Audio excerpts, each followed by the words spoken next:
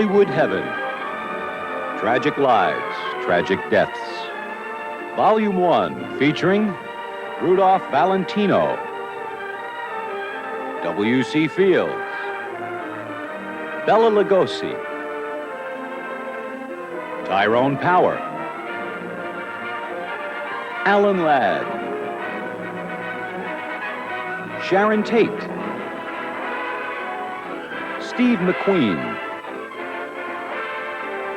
George Reeves, Natalie Wood, James Dean, Rock Hudson, and Marilyn Monroe. Come join us behind the closed doors of a magical land that only a select few ever get to see, where powerful movie moguls can turn night into day and where fantasy can become reality. This is a take. Roll them. Quiet. Hey. Hollywood, Tinseltown, dream maker to the world, awash in glitter and glitz, filled with beautiful people living exciting lives amidst the glamour of 1,000 opening nights. The legendary Hollywood sign, a spectacular sight when seen from afar, but like any great symbol of glamour, when you get up close, it's not as sparkling and perfect as it appears to be. Here lies another Hollywood, a Hollywood of tragic lives and tragic deaths. When the news hits that a star dies, millions may mourn. In our world of mass communications, movie stars have become part of our national family. Even sadder is when that loss is premature. Usually suddenly, without warning, we receive the news that a star has died.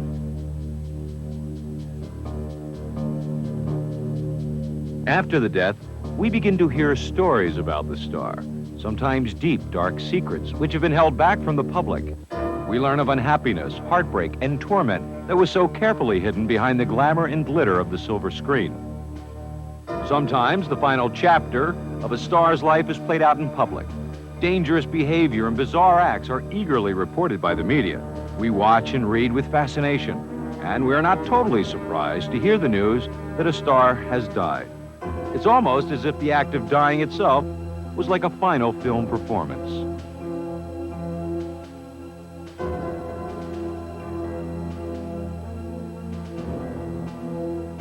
Many of these men and women have paid the price for their fame, some having tragic lives filled with unhappiness, anger, hidden and sexual desires. For some, drug addiction. And finally, the ultimate price, an untimely death. The late Marilyn Monroe.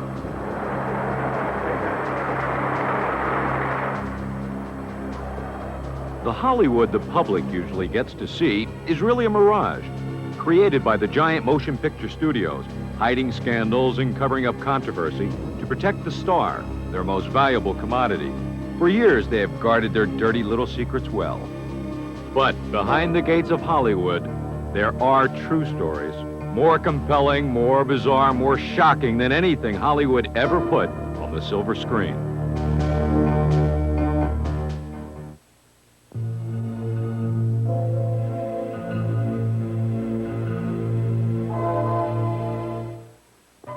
Rudolph Valentino, forever remembered as the Shiek, was America's first screen idol. He swept the nation's women off their feet. Born in southern Italy in 1895, Valentino came to America when he was 18 years old. Attracted to the bright lights of Broadway, he became a cabaret dancer. And by 1917, found his way to Hollywood and the movies. His suave good looks, charm, and grace jumped off the silent screen. He flaunted his exotic sexuality and perfected the image of the anti-hero, and it drove the ladies wild. In fact, he enjoyed showing off his body so much that a Chicago Tribune editorial writer called him a pink powder puff. Well, this led Valentino to challenge the writer to a boxing match.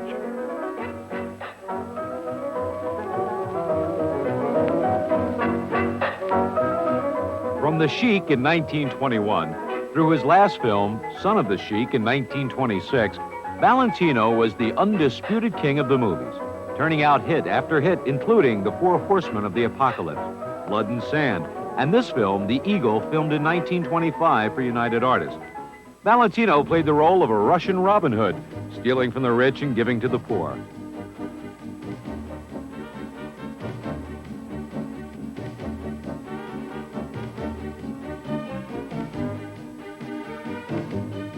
On screen, he was dashing and self-assured.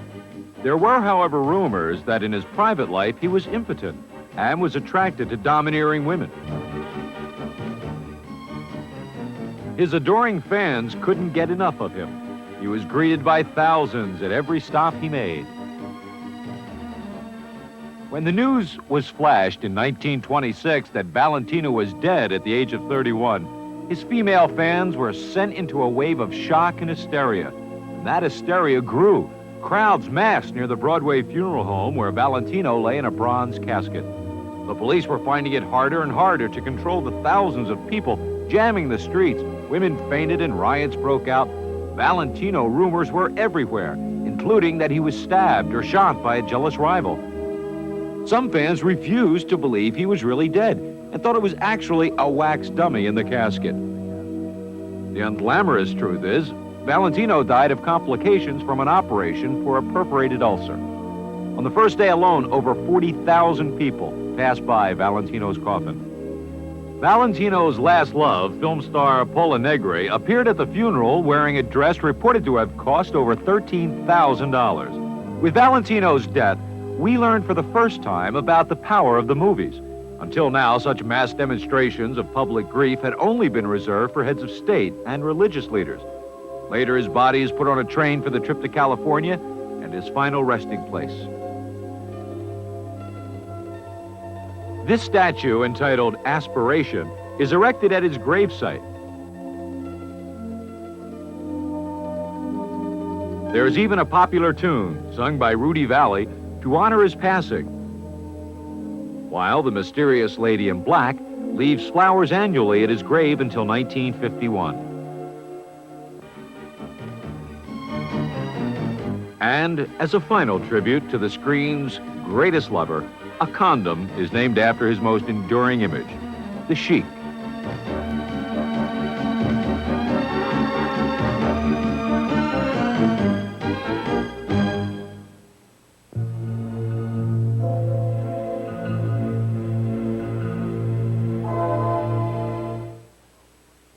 W.C. Fields was born in Philadelphia in 1879. Life wasn't easy, and after a fight with his father, he ran away from home at the age of 11. He rambles around the country doing odd jobs, finally winding up in vaudeville and then to the Ziegfeld Follies. In 1915, he began to appear in some silent movies, later moving on to his first talkie, The Golf Specialist, in 1930. Here we begin to see the Fields persona emerge, a man who hates kids and loves money. This echoed his real-life characteristics. 5 years old. Will you give me $1 to put in my bank? I'll give you $1 to put in your bank if you'll sing me a song. Give me the $1 back. You're more than 5. Go and get out of here. Come on. Come on, Give me scram. the Who's Craig? Get away. I don't care. I got $50 in my bank already. You have $50 in your bank? Yes. Oh, I'm very kind. But of course I can be cruel if needs be. You can. Oh, a veritable tiger. An associate of Fields was once quoted as saying, with sarcasm, "Any man who hates small dogs and children can't be all bad." I'm going to play this afternoon myself. Would you like to join me? Oh, I'd love to. Do you play? Oh, no. I wouldn't even know which end of the caddy to use. Oh, but you do know something about it.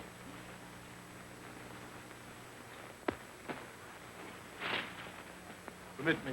The irascible Fields not only got in trouble with the Hays Office, the official Hollywood censors, for this risque 1932 short, The Dentist, but real dentists all over the country protested as well. This won't hurt you much.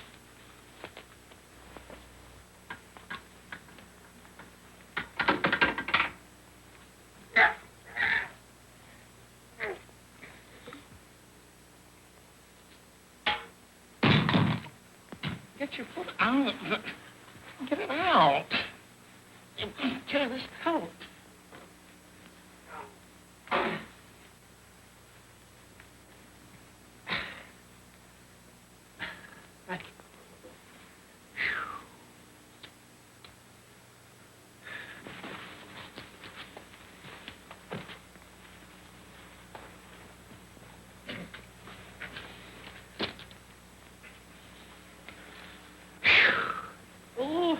I'm gonna give her gas.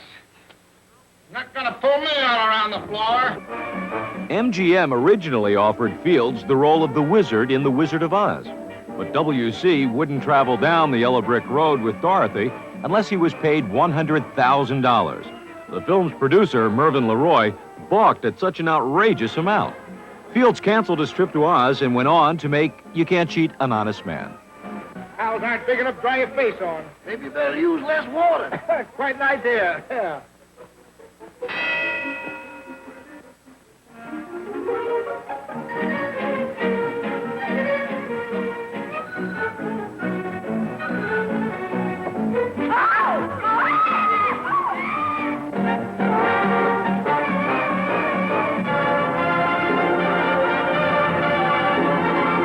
What a man. Must come up to see me sometime. Oh, yeah. I'll do that, my little chickadee. Fields was teamed with Mae West. Not only did the sparks fly on the screen, but Fields and West carried out one of Hollywood's most legendary feuds off the set as well. Have you any last wish? Yes, I'd like to see Paris before I die. Philadelphia will do.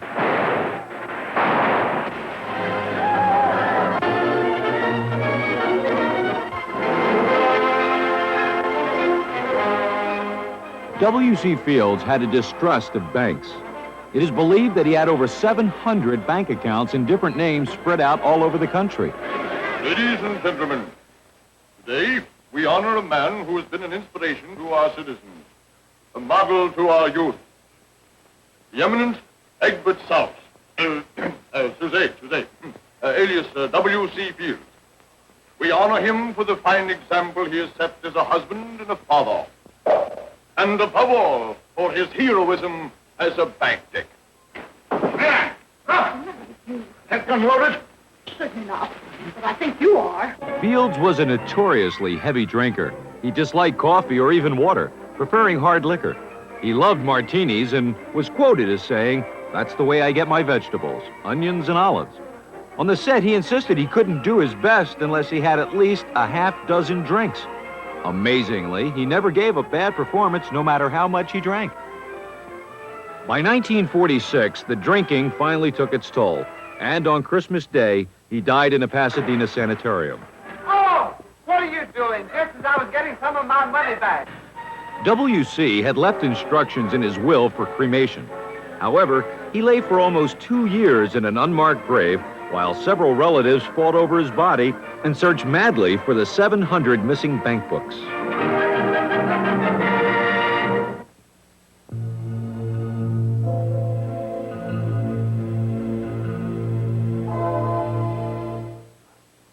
Bela Lugosi first played the role of Dracula on stage in 1927. His real name was Bela Blasco, and he was born in Lugos, Hungary, a town just 50 miles from the real Transylvania. The son of a banker, he studied acting in his native country. A matinee idol, he starred in scores of plays. He was even cast as Jesus Christ. Lugosi came to America in 1921. After playing Dracula on Broadway, he later went on to star in the classic 1931 screen version of Dracula and immediately became a worldwide star. I am Dracula. This is Dracula, terrifying story of a maniac and a man who lived after death, lived on human blood, took the form of a vampire bat, and lured innocent girls to a fate truly worse than death. Dracula?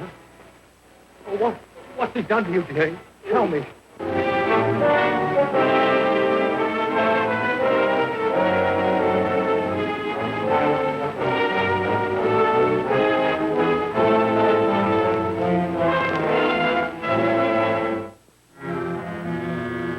Universal was preparing its next major horror film, Frankenstein, and because of his success in Dracula, Lugosi was the obvious choice to play the Frankenstein monster. It's alive! Lugosi turned it down, saying he disliked the makeup and the lack of dialogue. A young British actor named Boris Karloff was chosen for the role and went on to become a greater star than Lugosi. This haunted Lugosi, who had to share the limelight with Karloff for the rest of his life. Forever typecast as a villain because of Dracula, He appeared in a number of horror films, some even reluctantly co-starring with Karloff. By 1937, parts were scarce, and his extravagant lifestyle had depleted his fortune. Thankfully, he was offered the role of Igor in 1939's Son of Frankenstein. Igor was one of Lugosi's favorite roles, and it helped to bring him back to prominence. But ironically, he was still playing second fiddle to Karloff, who was reprising his role as the monster for the third time. By the 1940s, major studio roles were becoming scarce for Lugosi. Needing to make a living, he found himself working on low-budget thrillers for what were called the Poverty Row Studios, such as PRC and Monogram, who were exploiting his identification as Dracula, playing mad scientist or Dracula lookalikes with only a slight change in the costume, like the addition of a hat, or by calling his character a magician to avoid litigation with Universal Studios, who, in 1943, called Lugosi back to play the role he had originally turned down over a decade before, the Frankenstein monster.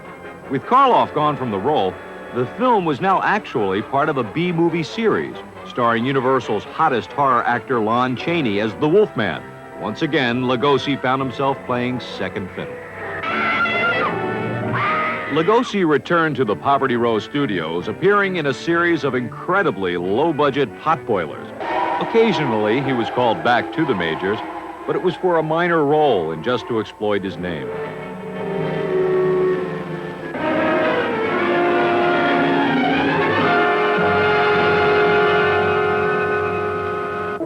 After years of low-budget films, Lugosi yearned for the chance to star in a major film once again. In 1948, he got another chance. Universal was producing Abbott and Costello Meet Frankenstein, also featuring the Wolfman and Dracula. It was Lugosi's big chance to play the Count again. But Ian Keith, an actor with little horror film experience, was slated for the role. After persistence from Bela's agent and a bargain basement salary, Universal hired Lugosi just before filming began. Plus that fiend out of a nightmare, the vampire Batman, Count Dracula, played by Bela Lugosi. Count Dracula sleeps in this coffin, but rises every night at sunset. Chick is right. This is awful silly stuff. Doesn't Dracula ever end for you? No. Dracula never ends. I don't know whether I shall call it a fortune or a cause, but it never ends. Well, you know, some people, Bela, would consider that a curse, and some would consider it a very good omen, because probably as a result of Dracula, I make a living. Lugosi's newfound success was short-lived. He did only 2 minor films in the 5 years after Abbott and Costello Meet Frankenstein. He resorted to a vaudeville-style stage act and some minor TV appearances.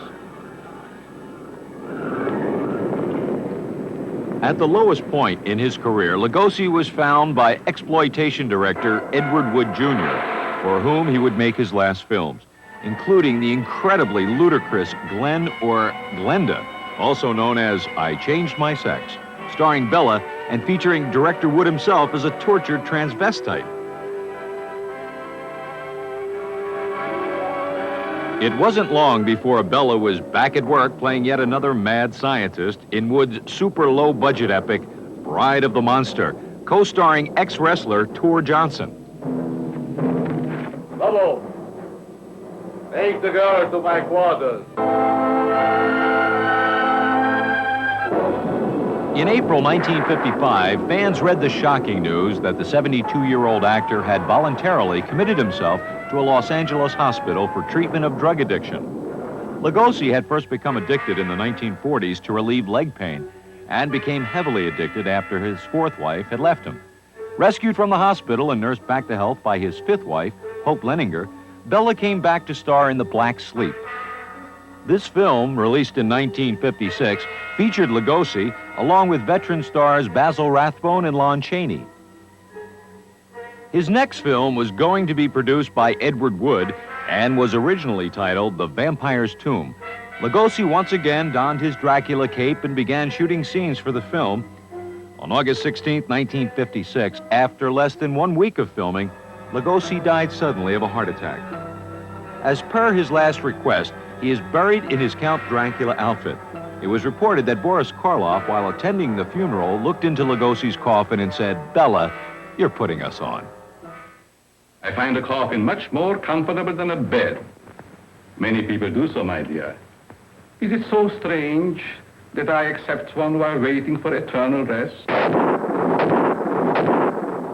But the story wasn't over. Edward Wood was determined to use the footage he shot of Lugosi and rename the film Plan 9 from Outer Space, hiring his wife's friend, Dr. Tom Mason, to double as Lugosi. Unfortunately, Mason was much taller and looked nothing like Lugosi, and spent much of the film hiding his face behind a cape.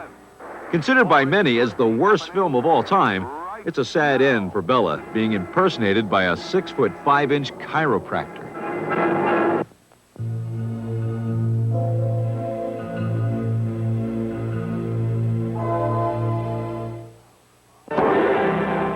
Tyrone Power followed in the footsteps of his actor father, Tyrone Power Sr. He began acting at the age of 7. Tom Brown of Culver, made in 1932, was his first major film as an adult. Later, he starred in the 1936 film Lloyds of London, along with Madeleine Carroll and George Sanders. In 1937, he appeared in Alexander's Ragtime Band, and then the big-budget costume drama Marie Antoinette, firmly establishing himself as one of the country's leading matinee idols. In 1938, he met his first wife, Annabella, when she co-starred with him in the movie Suez. They were married in 1939. His dashing good looks made him perfect for a series of swashbuckling roles, his most famous coming in the 1939 classic The Mark of Zorro. In the film, Power actually plays 2 roles, that of the prissy Don Diego and his alter ego, the dynamic Zorro. Zorro, a name that struck terror into the hearts of traitors and tyrants, but brought new life and hope to the downtrodden. His amazing riding prowess and incredible feats of valor with flashing swords became legend as he fearlessly fought for justice. This romantic adventure stars Tyrone Power in one of the greatest roles of his career, The Mark of Zorro.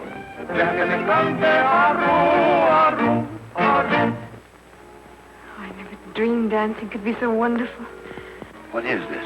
It's some of the alcalde's gold. Oh, and this I took from his charming wife. It's pretty, don't you think? You took it. Have you seen this one, Padre?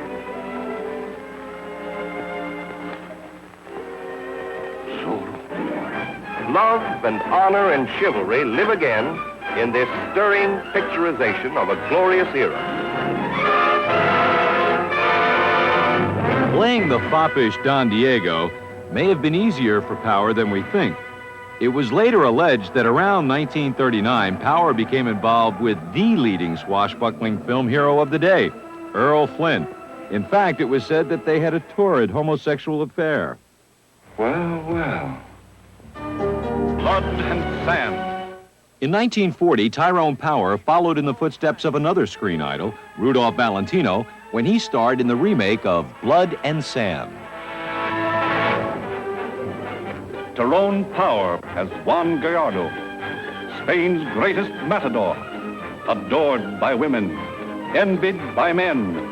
Keeping his secret life out of the public eye, Power enlisted in the Marines in August 1942 as a private and worked his way through the ranks. Here he is drilling Marines in San Diego. The studios kept Power's image alive by reissuing his films during the war. Even after the war, he continued to contribute his talents to worthy causes. I've been asked to speak to you briefly on behalf of the American Red Cross. I welcome the opportunity to be of help to an organization which so greatly helped all service personnel during the war.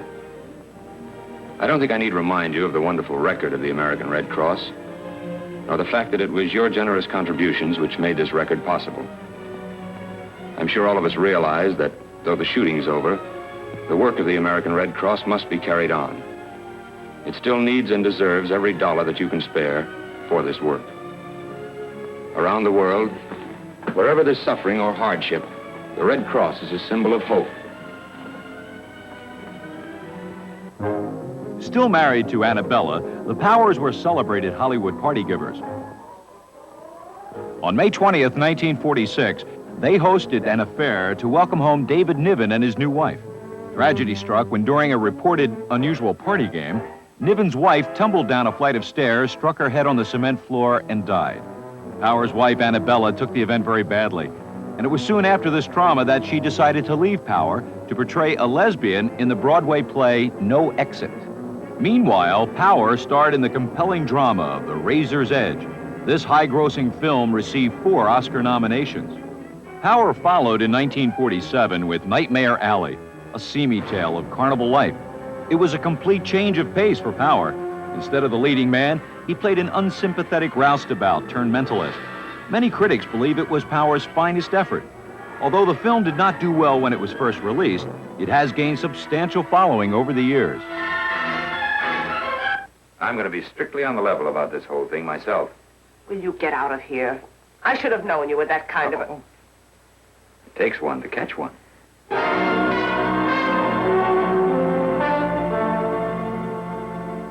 Listen to me. I'm no good. I never pretended to be. But I love you. I'm a hustler. I've always been one. But I love you. I may be the thief of the world, but with you, I've always been on the level. In 1948, Power married Linda Christian after agreeing to pay Annabella an $85,000 per year divorce settlement. The new marriage lasted until 1955, with Linda getting a $1 million settlement. In 1957, Power starred in what was officially his last film, Witness for the Prosecution. It was nominated as Best Picture of the Year. In 1958, Power married for the 3rd time to 26-year-old Deborah Ann Menardos. They honeymooned on a ship bound for Spain, where Power's new film, Solomon and Sheba, is ready to shoot. During a strenuous dueling scene opposite George Sanders, Power suffered a heart attack, collapsed, and died on the set. He was only 44 years old. Looking much older than his age, his 3 marriages, high living, and secret affairs had taken their toll.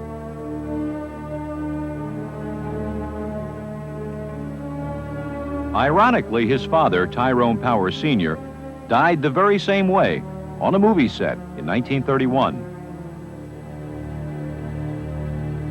In an effort to save the film, the studio flew in Yul Brynner to replace the fallen Power.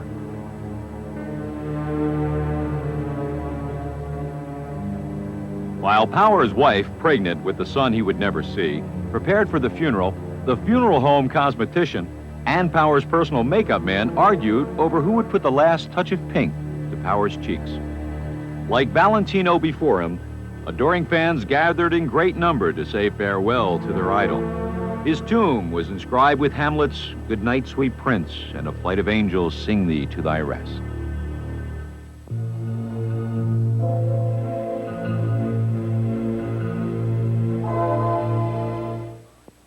Alan Ladd was born in Hot Springs, Arkansas. The family never had much money, and his father died when he was 4. As a young boy, Ladd was small for his age. The family moved to California, where Ladd flourished in the fresh air. He began to develop quickly and became a high school athlete, but he never grew past 5 feet 5 inches. Blond and handsome, he studied acting, and he worked as a grip on the Warner's lot. He soon eloped and had a brief marriage, which produced a son, Alan Ladd Jr. Early in 1939, Ladd signed with an agent, Sue Carroll, an older woman who Ladd would later marry. She provided the push he needed, and soon Ladd was getting better parts in movies, such as The Black Cat.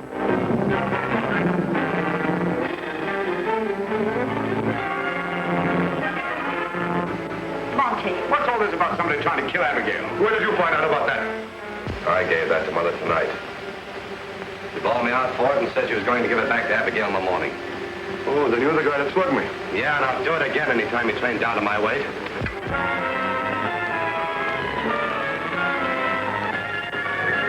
In his next film, Paper Bullets, Ladd was given 6th billing, but the studio, taking advantage of Ladd's fast-rising success, later renamed the picture Gangs, Inc., and gave Alan Ladd the star billing. Why don't you give up racketeering and get a regular job? I'd like you a lot more. I see. Oh, darling, I'm only trying to get a few dollars ahead so we can get married. Oh, I know, Bill, but what you're doing is all wrong. I can't write home and say that I'm in love with the grandest guy in the world, but he's an underworld character. Yeah, I know. But I'll be out of it in a couple of months. I promise you. Ladd's big break came in 1942 in the film This Gun for Hire. The boyish, good-looking Ladd is cast against type. He plays the role of Raven, a tough guy hired killer, complete with trench coat and fedora, which became his trademark. But his height is still a problem. The studio tries to hide his small stature by scaling down sets and hiring petite leading ladies to play opposite Ladd. While other tough guy stars of the day didn't seem to be as sensitive about their height, it is a constant worry for Ladd. However, he appears on more magazine covers than any other male star of the time. But the carefully constructed macho image suffers a setback when in 1943, Ladd is drafted into the Air Force and released 10 months later on a medical discharge for an ulcer and double hernia. Notwithstanding his military accomplishments, the tough guy roles continue, with Ladd cast as an adventurer, swashbuckler, and an assortment of gangsters and detectives. All my life, I wanted to be a hard-boiled detective like Humphrey Bogart or Dick Powell or even Alan Ladd. You know, and have those beautiful women coming into the office and those warm fires on those rainy nights. That's the kind of life I want. How about it, Sam? Can I go to work for you? Just give me a simple yes or no. No. Oh, but that's too simple. Why don't you give it a little thought? I could go with you. I've got a coat just like that. I can help you out quite a bit in case you're running any keyhole work or... You're sure there's nothing I can do for you? Yeah, you keep your nose clean.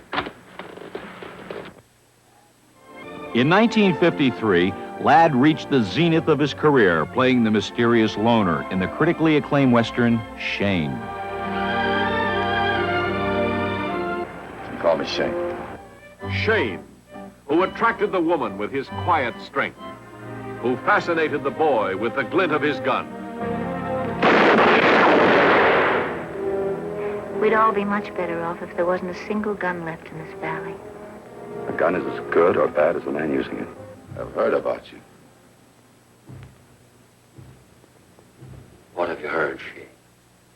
I've heard that you're a low-down Yankee liar.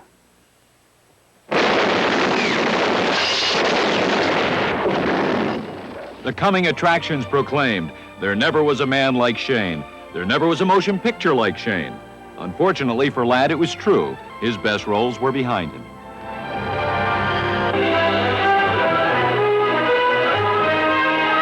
Believe me, Mr. Stokes, this has never been a joke. Where are my clothes? You go. Let's behave now, Mr. Ladd's film career was taking a downhill spiral.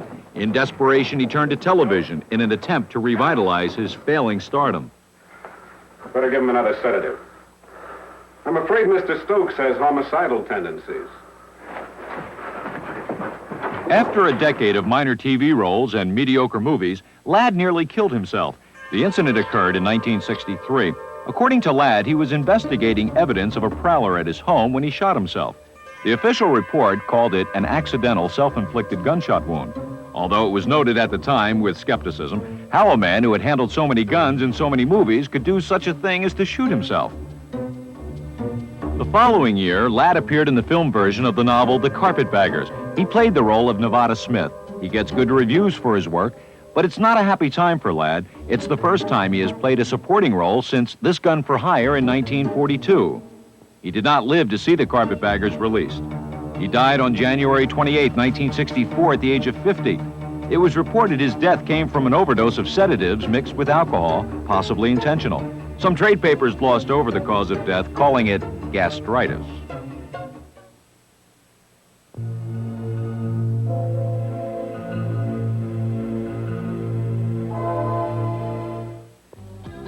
Lovely Texas-born Sharon Tate won many local beauty contests and appeared in TV commercials.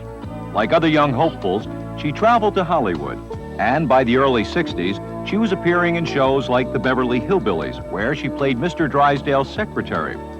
Soon after, she was chosen to be one of the original girls in the Petticoat Junction TV series.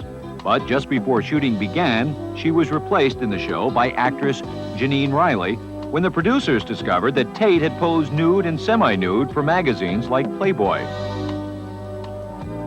Movies valued her newly revealed sexy image, and soon she was playing romantic parts opposite stars like Tony Curtis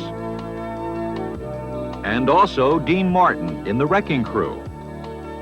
Her most famous part was in the film version of Jacqueline Suzanne's novel, Valley of the Dolls, where she played the role of Jennifer. There is a Jennifer at every country club.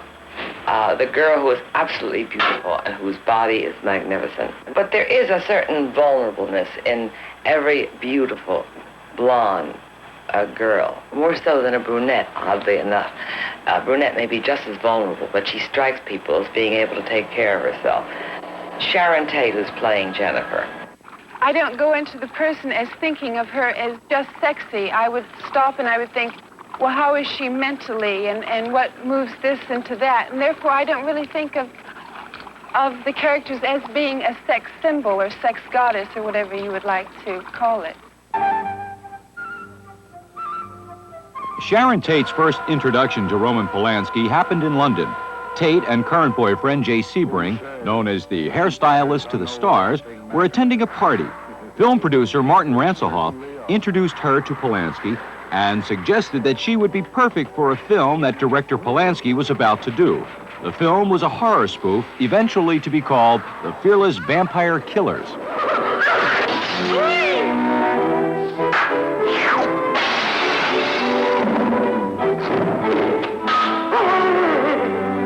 The Fearless Vampire Killers, or, pardon me, but your teeth are in my neck. Sharon Tate. The relationship between Polanski and Tate got off to a rocky start, but the two fell in love and were married in 1968.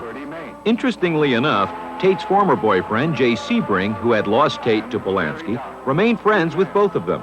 Sebring, who had a reputation of supplying drugs to many of his Hollywood friends, was rumored to be supplying Polanski and Tate with drugs as well.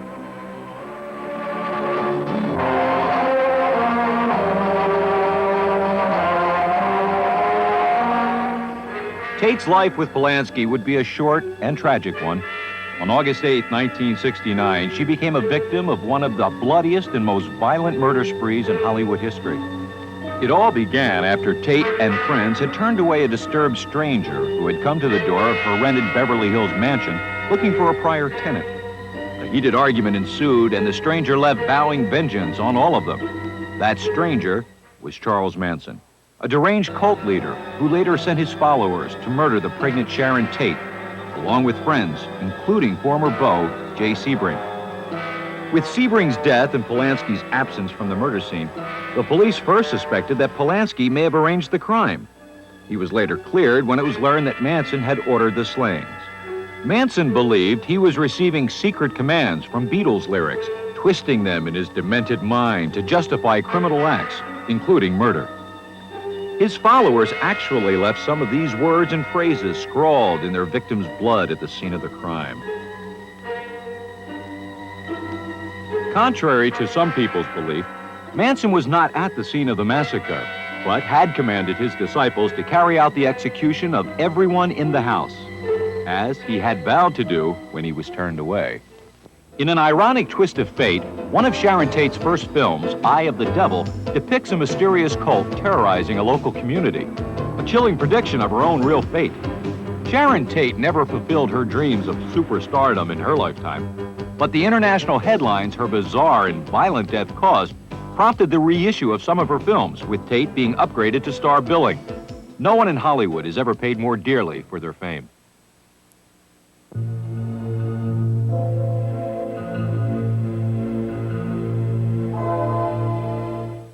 Steve McQueen's childhood in a reform school could hardly foretell his future as a major movie star. America first got to see McQueen as an uncredited bit player in the film Somebody Up There Likes Me.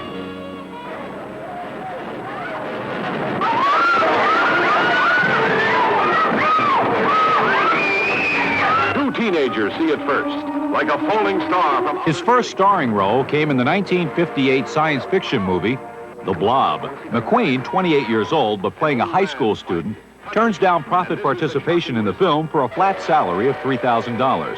McQueen followed the beat of a different drummer. His career would later be filled with unorthodox decisions. This town is in danger. Now, several people have been killed already. Police suspect juvenile delinquents' crime wave. I don't know what kind of a game it is you're playing, kid, but whatever it is, it's going to stop right now. Mob hysteria sweeps one city. Before long, the nation, and then the world could fall before the all-consuming threat of the mob.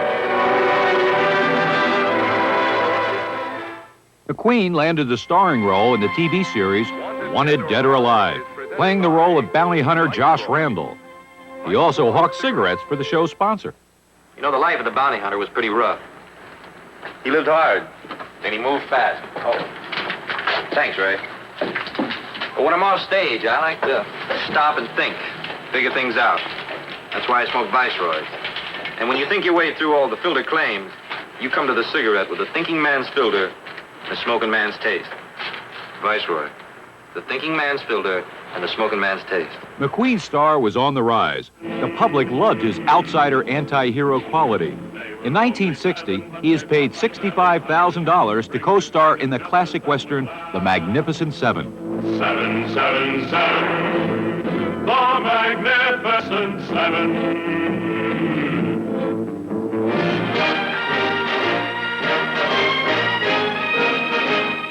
Ride on.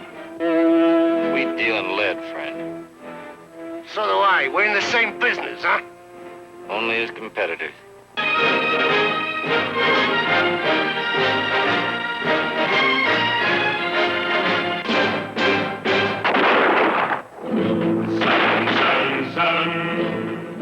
Movie roles were coming hot and heavy. In The Great Escape, McQueen mixes acting with his other great love, racing cars and bikes, even doing many of his own stunts. More films followed. Love with the Proper Stranger, Nevada Smith, The Sand Pebbles, and Bullet. In both Le Mans and Junior Bonner, McQueen insists on doing many of his own stunts. This love of danger and excitement does not make the studio executives very happy.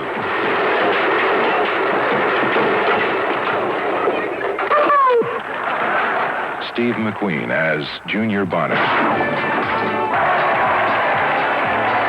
There never was a horse that couldn't be rode. There never was a cowboy that couldn't be throwed. Famous old saying, right? Steve McQueen as Junior Bonner. In 1973, he marries Ally McGraw, who co-starred with him in The Getaway. The marriage will end in divorce. Also in 1973, McQueen takes on one of his most challenging acting assignments. He stars as Papillon in the story of a man's epic struggle for freedom. Steve McQueen, Dustin Hoffman, Papillon.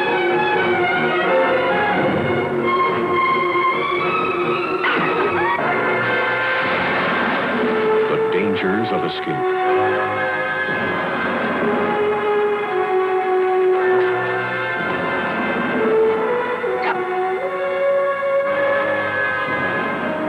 Steve McQueen, Dustin Hoffman, Papillon. The greatest adventure of escape ever filmed. Warner Brothers and 20th Century Fox. 1974 sees McQueen starring in the blockbuster action film The Towering Inferno. Steve McQueen. The Towering Inferno. Set me down on the scenic elevator.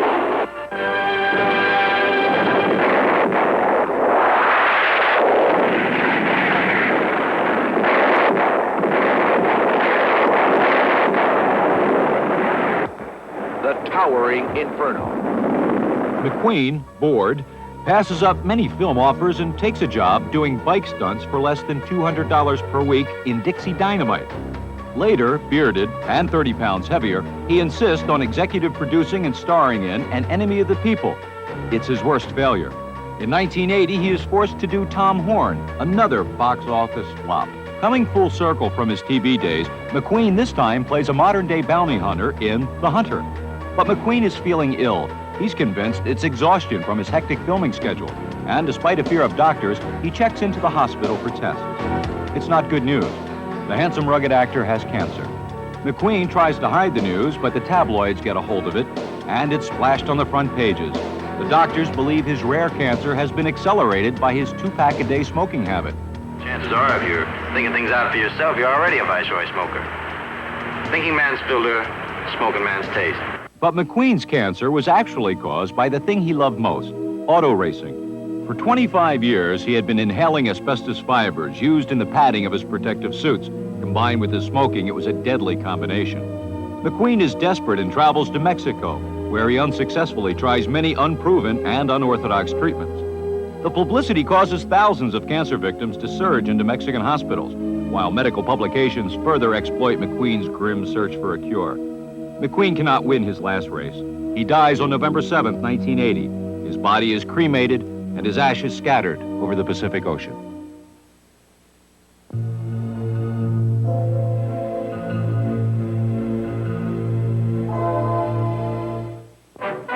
Born in Ashland, Kentucky, the son of a druggist, George Beselow, alias George Reeves, alias Clark Kent, became forever known to millions as TV's Superman.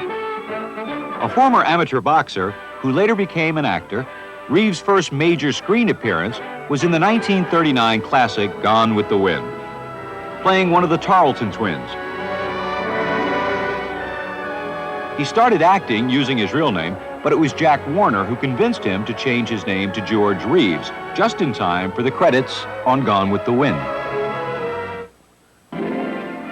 He then landed a one-year contract with 20th Century Fox, appearing in Blood and Sand opposite Tyrone Power and Rita Hayworth. More films followed, including the Charlie Chan mystery Dead Men Tell, starring Warner Olin, followed by Men at Large. He co-starred with Lloyd Nolan in Blue, White, and Perfect, a Michael Shayne mystery. By the mid-40s, his Fox contract behind him, he appeared in a string of Hopalong Cassidy westerns. Leon. Here, Hoppy, what you find? Enough here to send Hardin and Brass to the pen for 20 years.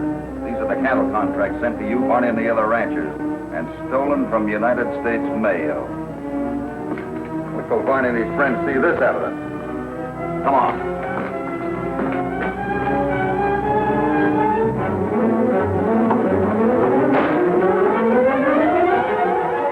By the late 40s, after a failed marriage, Reeves appeared in serials and low-budget actioners, like Thunder in the Pines, co-starring with former Dick Tracy of the movies, Ralph Byrd. While working for Columbia, he played a heavy in the 1948 film Jungle Jim, starring Johnny Weissmuller.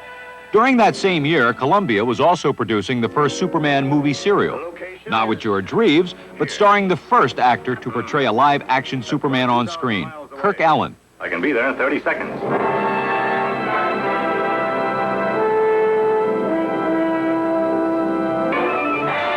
The film also starred Noel Neill as Lois Lane, who later replaced Phyllis Coates in the TV role. After a second serial, Kirk Allen, not wishing to be typecast as the Man of Steel, left to do theater. A year later, Hollywood decided it was time for another Superman movie and a television series. Allen was not pursued to play the role again, and a casting call went out for a new Superman.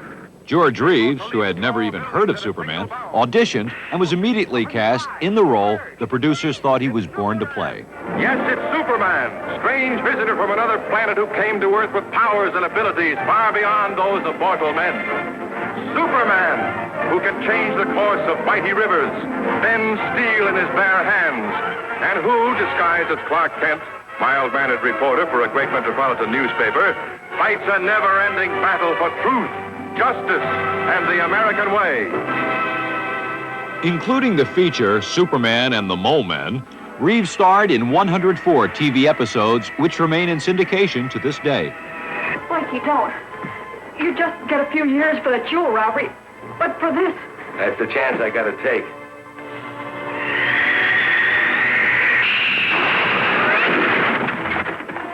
No, I don't believe it. You will, Blinky, you will. You're just wasting your ammunition, Blinky. Sit down.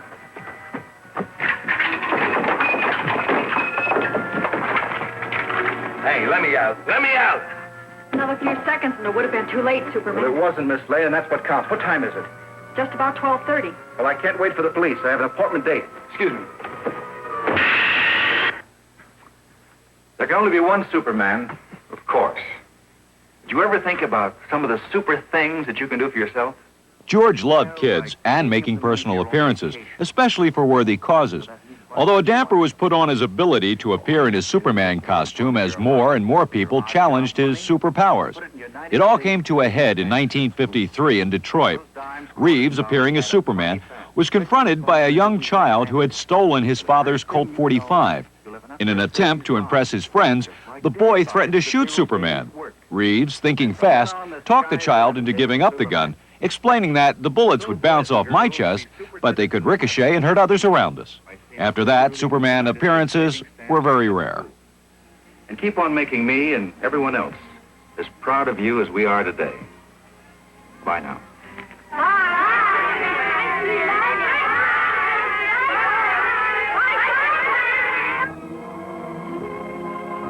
Reeves did a handful of other movies and TV roles while still filming Superman, but as the success of the show gained, the more he was typecast. The ultimate blow to Reeves' career was when he appeared in the film From Here to Eternity. The problem arose when the film was previewed to special audiences and for the press. As soon as Reeves appeared on the screen, the audience broke out in laughter and shouted, "Hey, there's Superman!" The film had a big cast of major Hollywood stars and was projected to be a huge hit. Columbia decided to recut the entire film, bringing Reeves' scenes down to a bare minimum.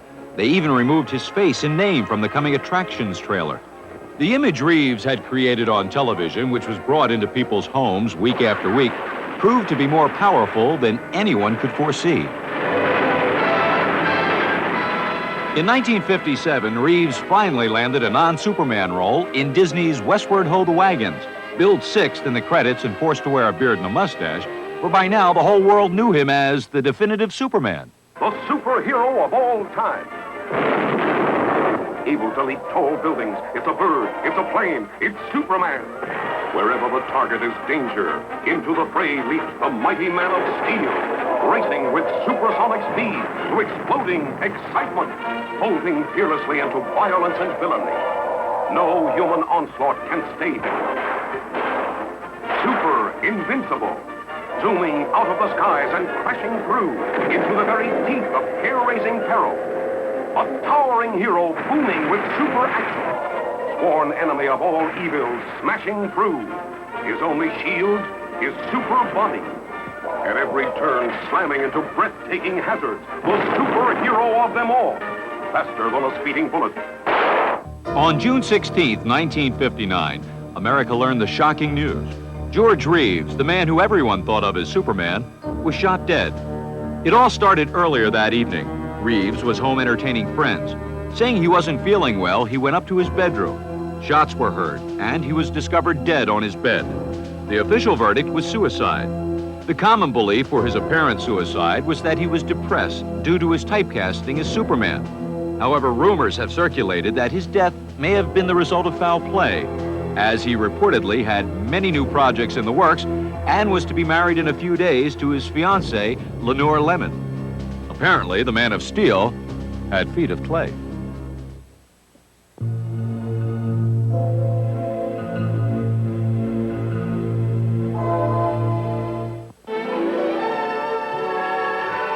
Natalie Wood, born Natasha Nikolaevna Zakharenko, later changed to Natasha Gurdon, was born in San Francisco to immigrant parents. At the age of 4, the family moved to the small town of Santa Rosa. Wood's mother, Maria, a former ballerina, a typical stage mother, encouraged her daughter to pursue acting. But the family was poor, and the only training young Natalie had was at the local movies watching the child stars of the day. Mrs. Gurdon's persistence finally paid off when director Irving Pitchell signed Natalie to her first contract, and her last name was changed to Wood. And Natalie Wood also contribute to Hollywood's great pride in this unusual picture. The highlight of her young career came when she appeared in the classic Miracle on 34th Street.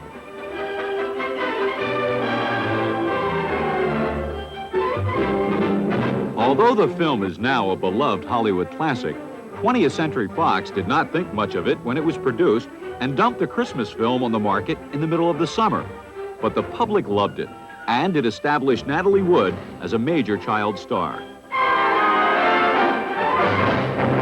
Natalie continued making films, playing roles in various pictures. Here she is at age 9 in the 1947 movie, The Green Promise. Hand me the worms.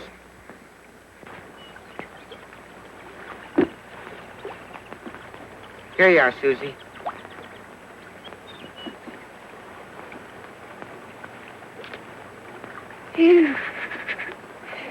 I'll do it for you. No. It isn't fair to let others do an unpleasant thing you can do for yourself. Just because it's unpleasant. Natalie's film roles became more and more substantial as she grew older and more beautiful. In 1955, she played the love interest to James Dean in Rebel Without a Cause.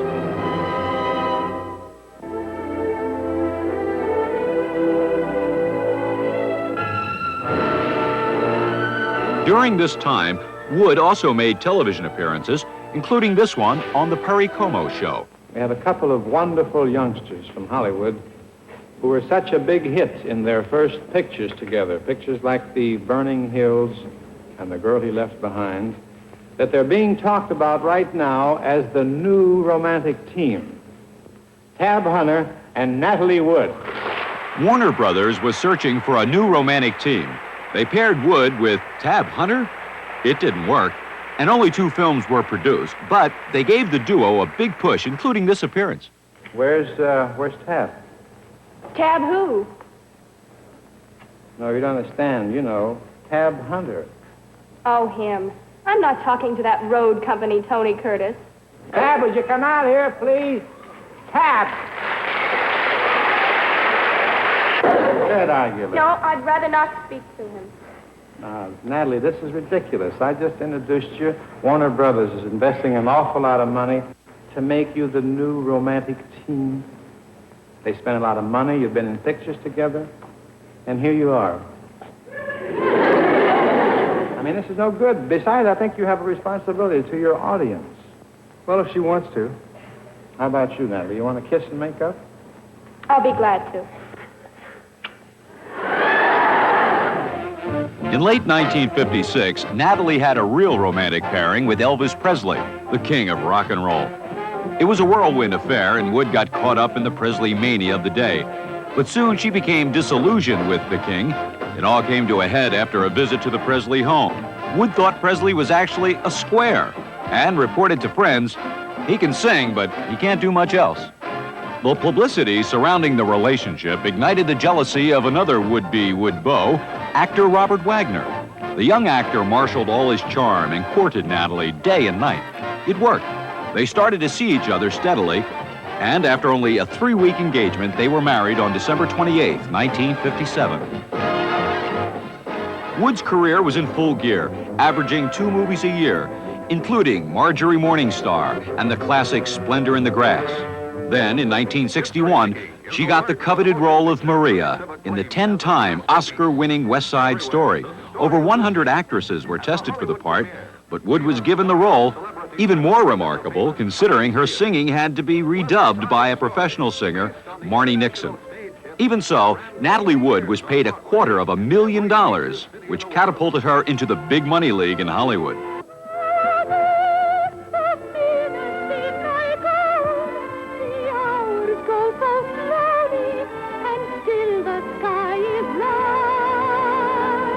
Just kissed a girl named Maria, and suddenly I found how wonderful a sound can be. By now, all wasn't happy.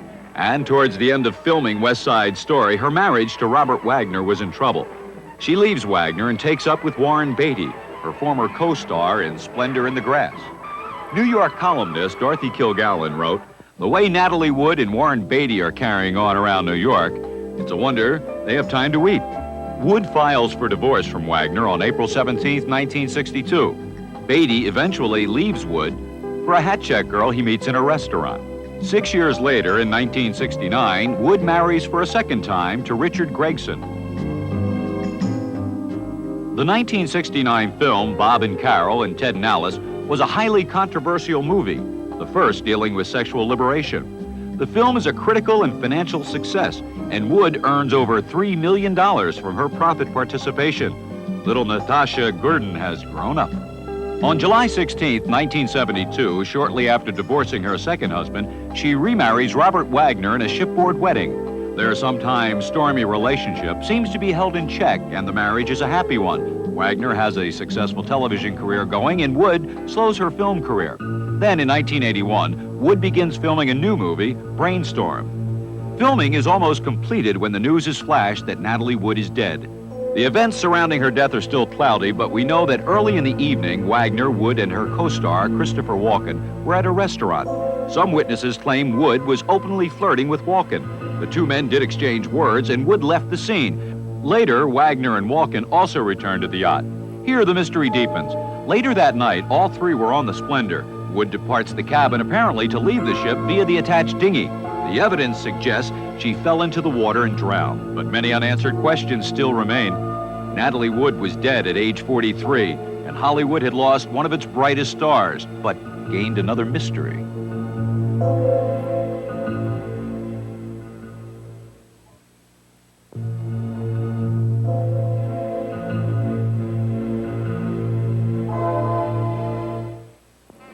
James Byron Dean was born the son of a dental technician in Marion, Indiana. At age 5, the family moved to Los Angeles. A few years later, Dean's mother died of breast cancer. His father tried to raise him alone, but financial hardship forced him to send Jimmy back to the Midwest to live with relatives. At Fairmount High School, despite his small frame, Dean excelled at sports, especially basketball. He also joined the drama class and found he loved acting, a love which would take him back to California and a stint at UCLA. He studied and joined local theater groups, and in 1950 got his first professional job in a Pepsi commercial.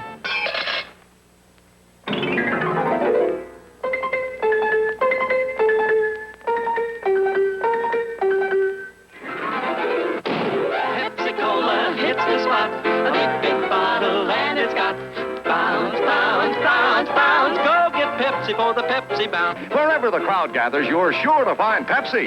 So why take less when Pepsi's best? Buy Pepsi by the carton. In 1951, Dean travels to New York. Anxious to hone his acting ability, he joins the Actors Studio, following in the footsteps of his idol, Marlon Brando. He soon finds himself doing live television, but it's not a first. Before leaving California, Dean played St. John the Apostle in this filmed Easter special, Hill Number 1. Back in New York, all three networks were producing live dramas. It was the golden age of television, and Dean started to appear in many shows. This early effort is from the TV series Danger.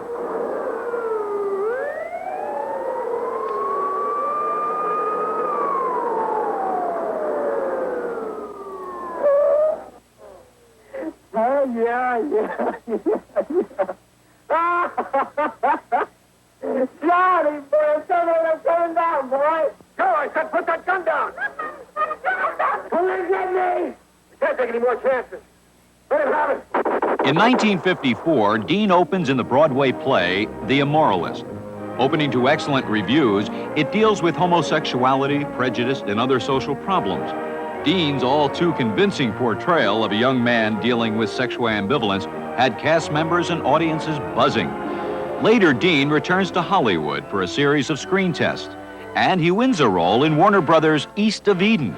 It makes him a star. You ever touch her again, you're no good. And don't lie to me about trying to help. Every emotion leaps from the pages of John Steinbeck's best of all his bestsellers. And to bring new vitality to every explosive chapter, to capture for you the stark realism of people who love so deeply, hate so fiercely, live so recklessly, Warner Brothers had to seek out vibrant new personalities, tap new sources of talent, create new stars. James Dean as Cal, the wildest boy you've ever met. Did what? Shot my father. Because he tried to hold me. He tried to tie me down. Nobody holds me. Your son, Aaron. He's everything that's good. Say hello to your mother, Aaron. Say hello to your mother! No!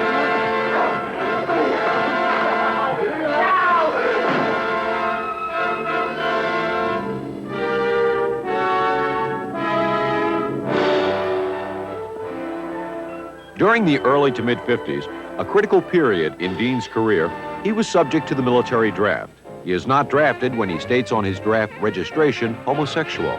Again, fueling speculation about his true sexual orientation. Even a close relation had stated, he looks as good as a girl as he did as a boy. Rumors surface about his homosexual roommates from New York and their possible connection in getting him work. But Dean's career is unaffected. He has become a new teenage idol, an anti-hero whose screen image and real-life personality merge. He has a fascination with death. He has a wild passion for auto racing and loves to quote the line, "Live fast, die young, and have a good-looking corpse." He keeps a Colt 45 in his room at Warner's. His home is decorated with macabre images, including a miniature noose casting a large shadow on the wall. Adding to the Dean mystique, he is romantically linked with Mela Normie, known as TV horror hostess Vampira, and later star of the cult turkey Plan 9 from outer space. Dean's next film, Rebel Without a Cause, is a hit, but it is also remembered as a cursed film. All the principal leads die violent and premature deaths. They were Dean, Natalie Wood, Sal Mineo, and Nick Adams. It's now 1955. James Dean completes the filming of Giant. He had promised director George Stevens he wouldn't do any racing until the film was completed. By now, Dean is an idol to millions of American teens. He's a restless anti-hero who breaks all the rules. Less than 1 week after filming stops, he cannot wait to court danger. He leaves for an auto race in Salinas, California. Accompanying him is his mechanic, Rolf Biederich, in Dean's 550 Porsche Spyder. On September 30th, 1955, while riding down Highway 46, a side road connecting two major highways near Paso Robles, California, tragedy strikes. Dean is traveling about 65 miles per hour. As he approaches a crossroads, a young student driving a 1950 Ford is about to pass in front of them. His mechanic warns Dean. Dean replies he'll stop, he sees us. He didn't. At age 24, James Dean is dead and an instant legend. A massive funeral is held in Dean's hometown of Fairmont, Indiana. Thousands of mourners descend on the small town, many refusing to believe he's really dead. There were reports of attempted coffin break-ins for a last kiss. Fans chipped away at his grave marker for souvenirs, even removing it. Anything of Dean's was valuable, including his wrecked Porsche, which was purchased by entrepreneurs and put on tour with a 25-cent admission charge. There's a tragic postscript to the Dean story. Just after he finished filming Giant, Dean made a traffic safety film with the late Gig Young. It would be his final film appearance and a chilling prophecy. How fast will your car go? Oh, an honest miles an hour. Clocked. It run about 106, 7. You've won a few races, haven't you? Oh, 1 or 2. Where? Well, I showed pretty good at Palm Springs. I ran at Bakersfield. People say racing is dangerous, but I'll take my chances on the track any day than on a highway. Well, Gig, I think I'd better take off. Oh, wait a minute, Jimmy. One more question. Do you have any special advice for the young people who drive? Take it easy driving. The life you might save might be mine. You know?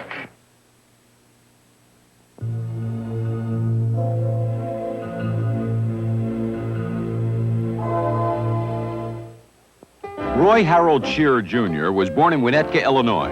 After his father left home, his mother remarried, and Roy took his stepfather's name, Fitzgerald. After wartime naval service, Roy found himself in Hollywood.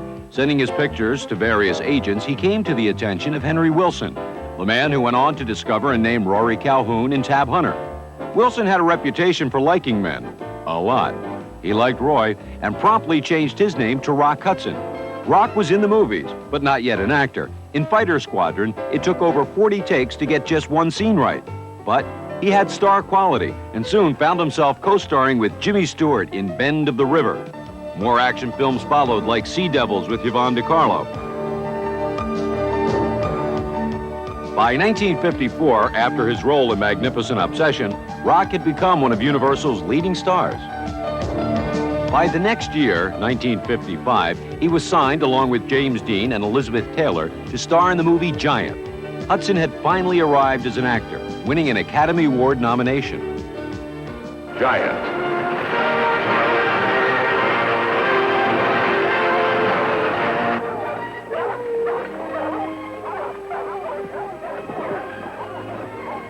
Rock Hudson, born to tower over 1 million acres.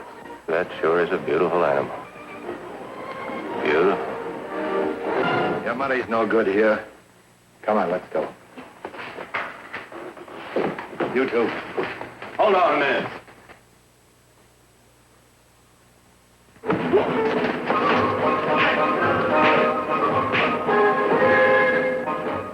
He never stood so tall as when he crawled. Elizabeth Taylor, the gently bred bride who became a lady.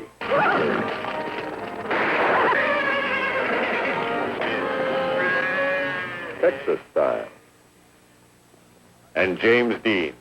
Dean and Hudson played antagonists in the film, but their performances weren't far from real life. They really disliked each other intensely. Dean felt Hudson was a poor actor. And on the other hand, Hudson thought Dean had a poor attitude and was constantly upstaging him. It's hard not to wonder, given what we know about both stars' sexual proclivities, if there was something else going on, not totally related to acting. The situation got so bad that Hudson was overheard saying he wished Dean was dead. When the news came shortly after the filming of Giant that Dean had died, Hudson blamed himself and fell into a deep depression for a few days. You always did look pretty. Just pretty now, good enough to eat. Wait a minute. Oh, you Tessie, Vic. Tessie's no cook. And all the people, sweet and strong, bad, beautiful, but busting with Texas life.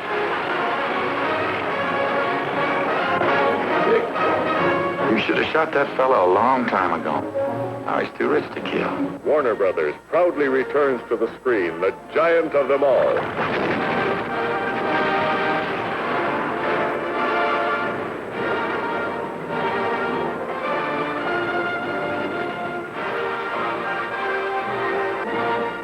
By this time, rumors began circulating about Rock's hidden sexuality.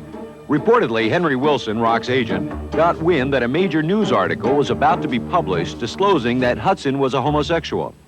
To protect his star, Wilson arranges for Rock to start publicly dating his secretary, Phyllis Gates. It does the trick. The public buys the charade. Rock even marries Gates. But it's a marriage of convenience, and they are divorced 3 years later. With Rock's macho image intact, he stars in a highly successful series of romantic comedies with Doris Day, including Pillow Talk, On Through, Send Me No Flowers. Then Fox asked Hudson to host a film compilation as a tribute to the late Marilyn Monroe. Hudson talked about Monroe's career. Much of it ironically paralleled his own rise to stardom. He worked here not very long ago.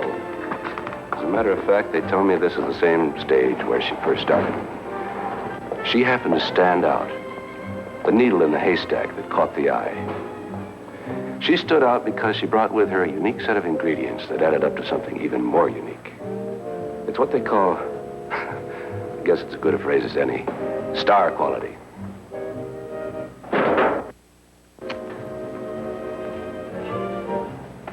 So many things it can do, this magic quality that makes a star.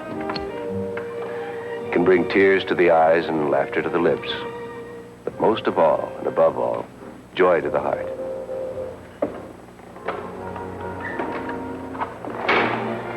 Marilyn Monroe. Although still popular, Hudson's films were becoming bland and predictable. Lightweight romantic comedies like Man's Favorite Sport with Paula Prentice, and Strange Bedfellows with Gina Lollobrigida and Gig Young. Trying to revive his image, Hudson returns to action-adventure films with Ice Station Zebra, co-starring Ernest Borgnine and football great Jim Brown. But his film career falls to a new low when he stars in the 1971 sexploitation film Pretty Maids All in a Row, a silly black comedy with Rock surrounded by adoring high school girls. TV saves the day for Hudson. In 1971, he begins a highly successful 6-year run in the detective series Macmillan and Wife, co-starring Susan St. James.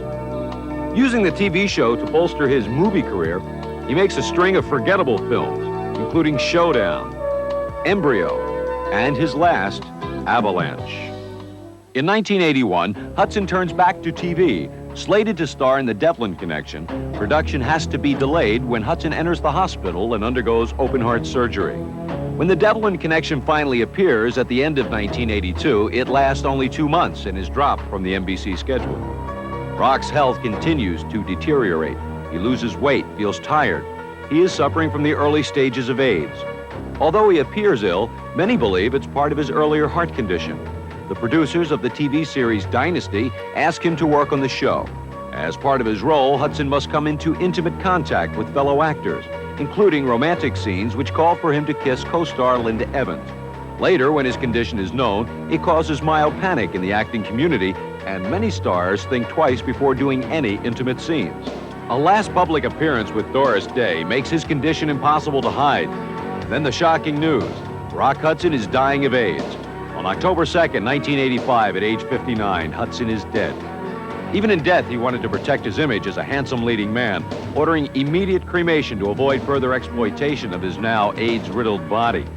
But sadly, due to a long legal battle against his estate by homosexual lover Mark Christian, Hudson is forever linked with AIDS and homosexuality.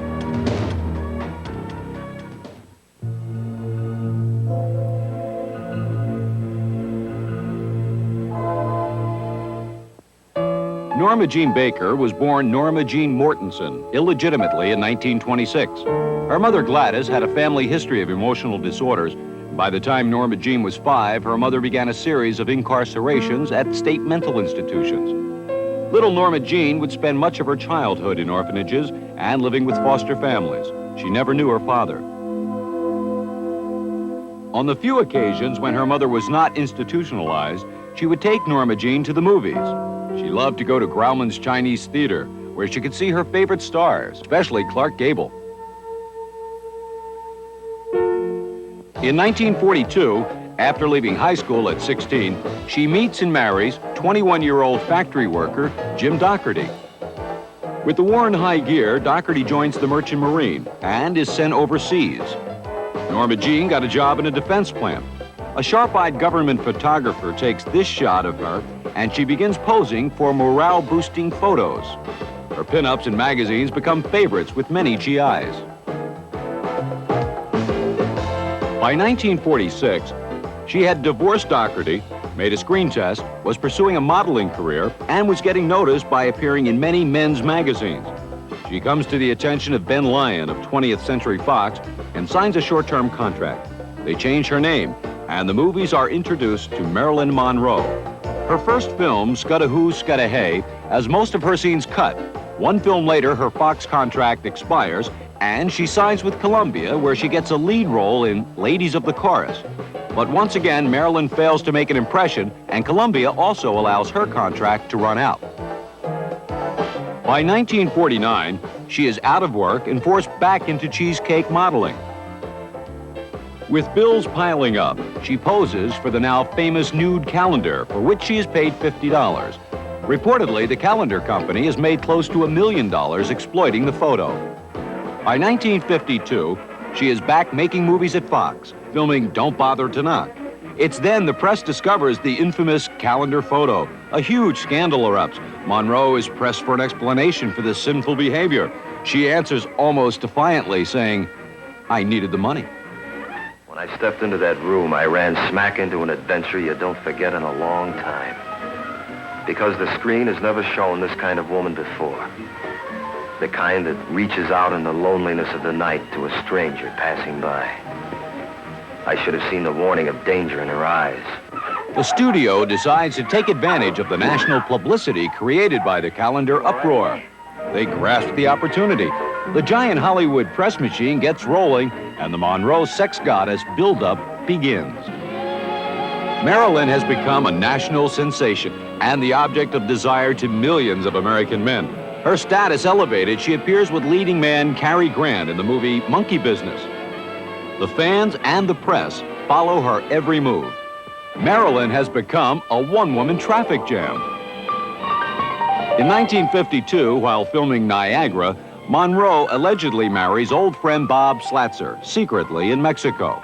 Married or not, the affair ended a few days later when Fox, protecting the studio's investment, forced her to end the affair. Marilyn gave in. Gentlemen Prefer Blondes pairs her with bombshell Jane Russell. Monroe is being paid 1/10 of Russell's salary, and Marilyn's constantly late for shooting. Nevertheless, it's a hit, and Marilyn is back at Grauman's, this time as a star. Marilyn suggests, along with handprints in the wet cement, Russell should put in her breast and Marilyn her rear end. Officially married for the second time on January 14th, 1954, to baseball great Joe DiMaggio, it's an unusual pairing, a combination of two great American passions, baseball and sex. At first, the marriage seems to be working, but DiMaggio is having trouble accepting his wife's fame and the constant exploitation that went along with it. DiMaggio is at the end of his career. Monroe's is skyrocketing. The relationship is in trouble, but Marilyn is on a roll, and thousands press just to get a glimpse of her in the flesh. The couple's problems deepen. During the filming of The 7-Year Itch, DiMaggio gets particularly upset about the infamous skirt scene and the public's fascination with Marilyn's undergarments, of which she often never wore. What has Marilyn Monroe got that a million other women have and prefer not to show? Well, that's pretty vulgar, if you ask me. Wonderful. I think it's wonderful, wonderful, wonderful. After just 9 months, the marriage that captured the nation's imagination was history. Clearly, DiMaggio was brokenhearted, but even after the divorce, he would still carry a deep love for Marilyn. The official reason given for the divorce was career discrepancies. Monroe refused to talk to the press. Miss Monroe will have nothing to say this morning. All I can say as her attorney is that this is what we would say with the conflict of careers. In 1956, following completion of Bus Stop, Monroe marries for the third time, and once again, it is an unlikely match, this time to noted author and playwright Arthur Miller. The press dubbed the pair the Egghead and the Hourglass. They are married in 2 ceremonies, the first a civil ceremony on June 29th, and the second a Jewish ceremony on July 1st. Marilyn desperately wants children, but 2 miscarriages follow. Marilyn's work in Some Like It Hot is a favorite of fans and critics.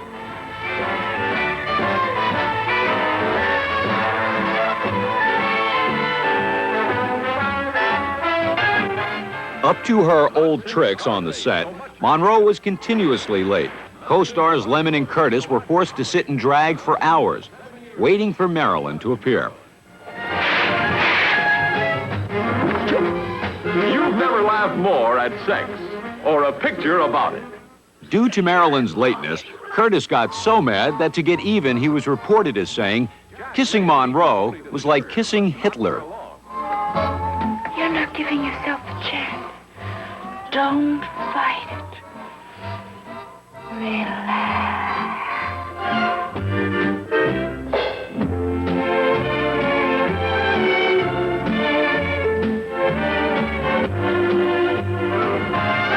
Good night, sugar. Good night, honey.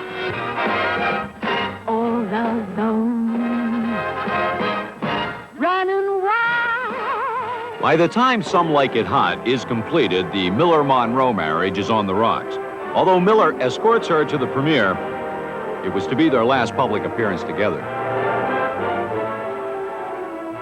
In 1959, Marilyn begins filming Let's Make Love and has a not-so-secret affair with her co-star, Yves Montand. Kiss me, baby.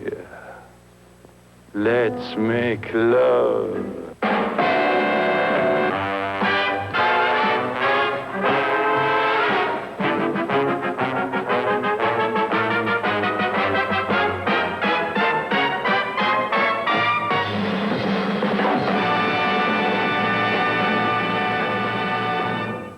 Marilyn finally got to work with her childhood idol, Clark Gable, in her next film, The Misfits, for which Arthur Miller had written the screenplay. It was to be both stars' last completed movie. Monroe once again is chronically late, and her affair with Montand was over. The film becomes a grueling marathon to complete. In fact, many believe it might have been a contributing cause of Clark Gable's ill health. The screen's most exciting woman, Marilyn Monroe. By the end of production, Marilyn is officially divorced from Arthur Miller, And according to close sources, she was a basket case.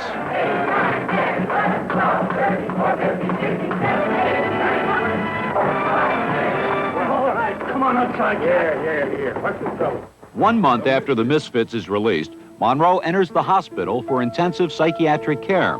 The rumor mills are working overtime, and the public has an insatiable appetite for stories of alleged pill popping, heavy drinking, and bouts with mental depression. She looked hopeful and alive leaving the hospital, but she was about to enter the final and most bizarre chapter of her incredible life. What are you planning? How are you feeling?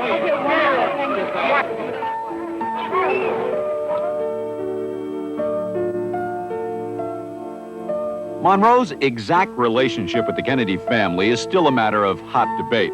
It now appears from many reports that she may have had relations with John and Robert Kennedy, and that those liaisons were arranged by actor Peter Lawford and took place at his beach house in California.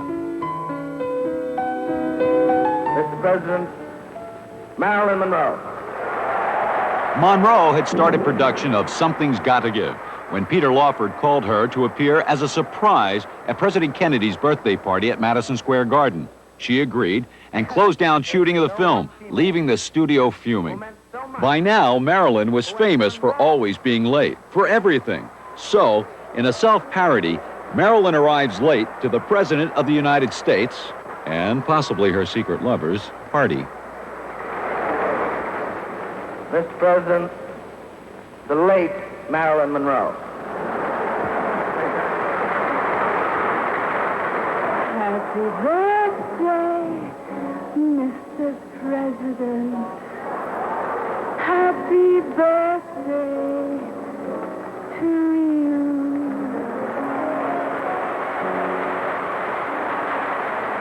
Thank you. I can now retire from politics after having had happy birthday sung to me in such a sweet, wholesome way. What was the relationship between Monroe and Kennedy?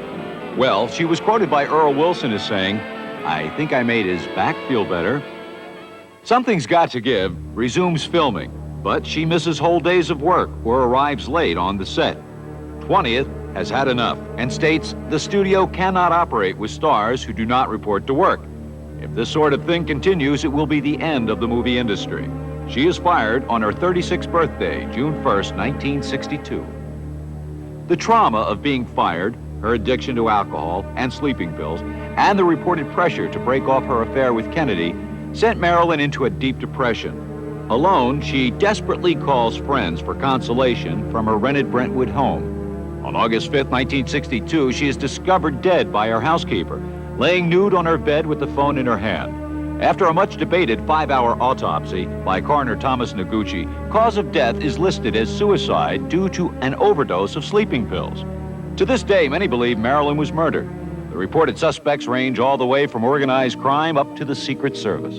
Arrangements are made for the private funeral by Joe DiMaggio. DiMaggio doesn't invite Marilyn's so-called show business friends. He is so angry, he states, if not for those friends, she would still be alive today. DiMaggio wants Marilyn's funeral to have the dignity much of her public life didn't have, allowing America's greatest sex goddess to be laid to her final rest with respect. He has a fresh vase of roses placed on her crypt twice a week forever. 8 months later, Fox releases Marilyn, a compilation of her films. America craves more Marilyn, and the industry that created her is all too happy to comply with the public's wishes. Yes, the whole wide, wonderful world of Marilyn is yours to enjoy as she goes singing and dancing, prancing and romancing with the most exciting stars in show business. Cary Grant, Betty Davis, Jack Parr, Richard Widmark, Jane Russell. We're just two little girls from Little Rock.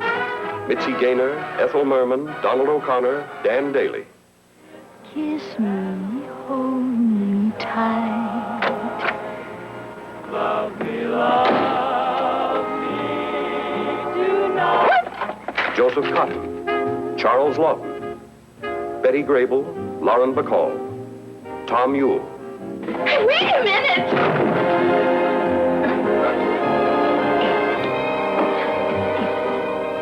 And from the zenith of her career, with Sid Charisse, Phil Silvers, and Wally Cox.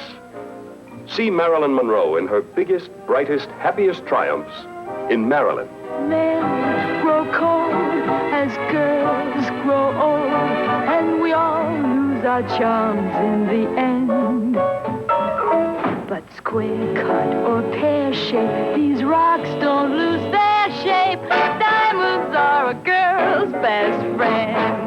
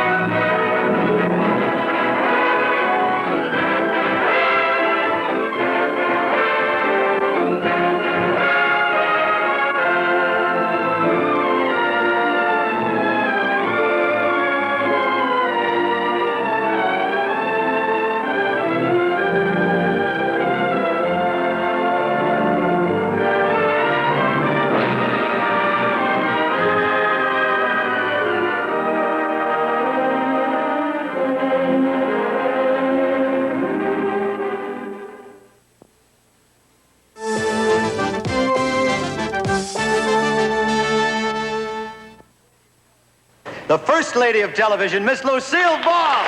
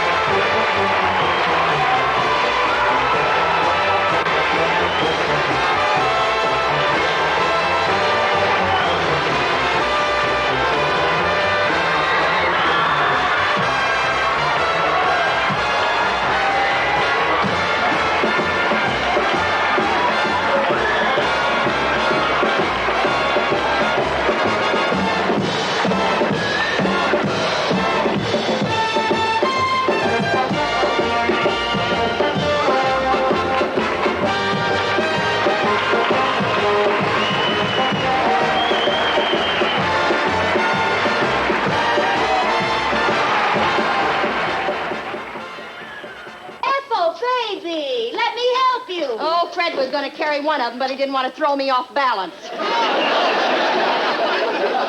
Honey, where is Fred? He tipped the cab driver 10 cents by mistake, and he's trying to talk him out of it.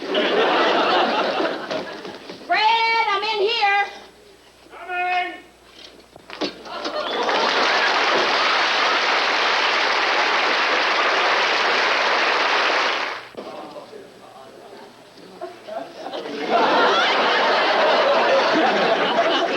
What's going on here? I don't know, but there's something going down. What over the closet? Don't! Hey! Wait a minute, what is that?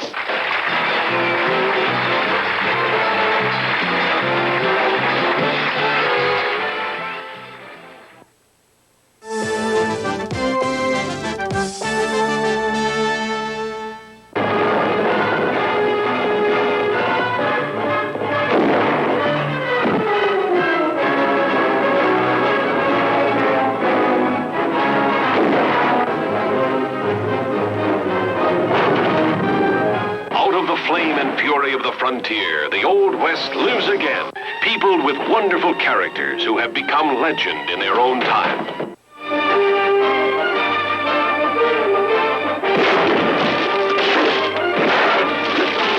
The Alamo,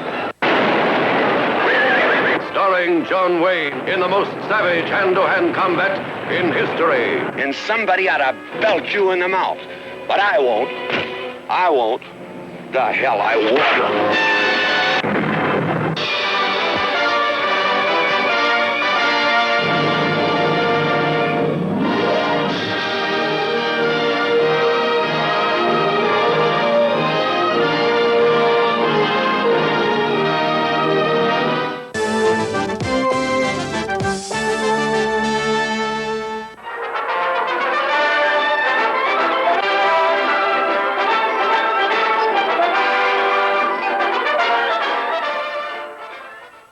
On this program, we're going to highlight some of the classic comedy teams.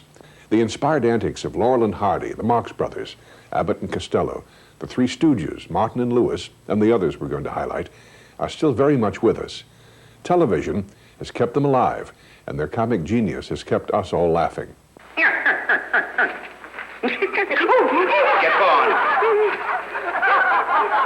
Hey, Clippy, lend me a cap a minute.